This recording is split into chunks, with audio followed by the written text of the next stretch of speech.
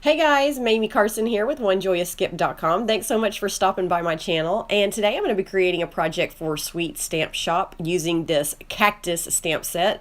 And I know I just created another video before with cactus, but if you send me cactuses or succulents, I will be using those immediately. So just an FYI to anybody out there who's sending me any kind of stamps or anything like that.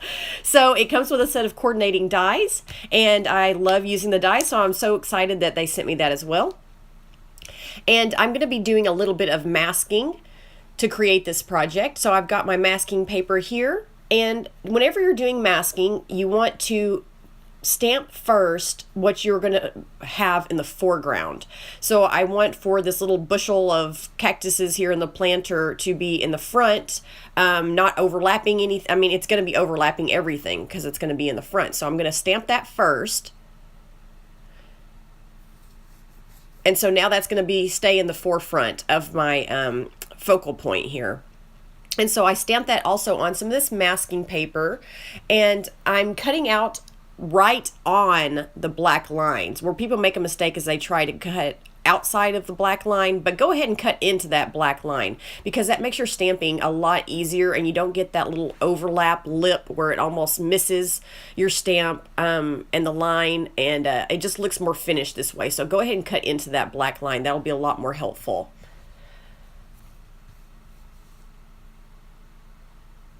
And as you can see, this masking paper is very easy to cut. I love this stuff. It works really great for me. It does saturate pretty quickly, so I basically just use it for masking for stamping. Don't really do a ton of wet blending on top of it because it can leak. So just be aware of that. But it's great for using it for just this stamping and masking. So now I'm going to stamp that big cactus, and I want that in the back. So I already put that mask down, and then I was able to stamp that cactus, and I'm stamping another set here as well on the sides. And now to put the last set of cactuses that I'm going to stamp, I'm going to go ahead and stamp off onto the masking paper these last two that I stamped, because I'm going to have them be in front of what I'm going to stamp next. And so I've got those cut out already, and I'm going to just put those right into place. And whenever I do my stamping of the next set of cactuses, they will show up behind this cactus. So also make sure that on the ground you have the bottom of the planter like higher up, so that it doesn't look like it's in front of the cactus, but yet it's still hiding behind it. So that can be really confusing when you're looking at it. So just be aware of your placement whenever you are doing this masking. It's very simple, but it just takes a couple of tries just to make sure you have everything lined up appropriately.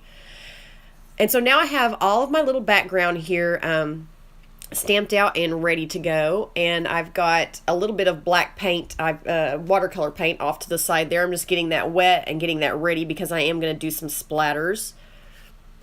And I'm going to also stamp the sentiment that comes with the set. And it says, "In a world of roses, be a cactus." And now I'm taking that black watercolor and I'm just going to splatter that on just to give it a nice artistic effect, if you will.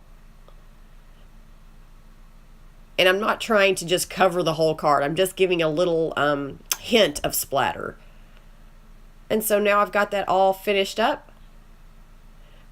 And so for the next part, I'm going to stamp down that planter that has the 3 cactus in it. And I'm going to go ahead and color that in using my Copic markers.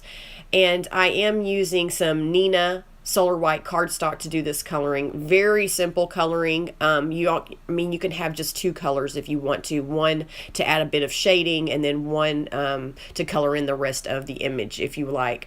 I can't remember if I used more than 2, but I usually on these smaller images only use about 2. And if you don't have a ton of colors, be aware that if you go over an area several times with the same color, it will darken up. So say you lay down a color and you want a little bit of a shadow, but you don't have another color, well, just go in with it with your marker again to the shadowed area that you're wanting to get that darker effect, and it will deepen that color.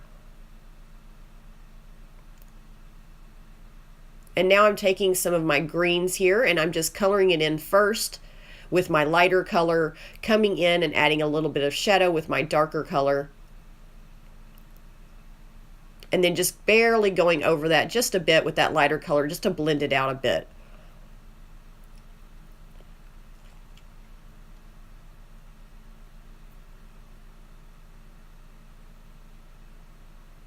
And now I'm doing this other cactus, basically doing the shadows where the lines are already given, so it's very easy. And then you can also create a little bit of shadow. If one object is in front of the other, it would cast a shadow on that object. So you can add a little bit of a darker shade there too.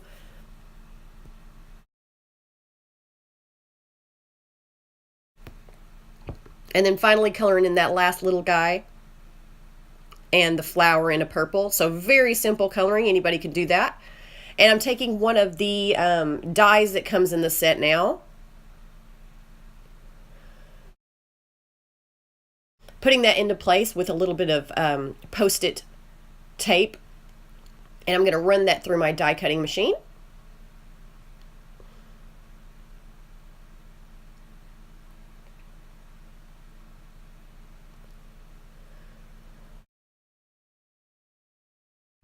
And now I have that all cut out and ready to go, and I'm just going to hit that with my heat tool, make sure those splatters are nice and dry, and make sure that that ink is nice and dry before I put my hands all over it. And I'm going to add a little bit of foam tape to the back of this little planter here to pop that up and give it a little bit more focus, a little more dimension, so that your eye is brought to this little planter, which is the showstopper of this card here. But there you have it. I mean, very, very simple.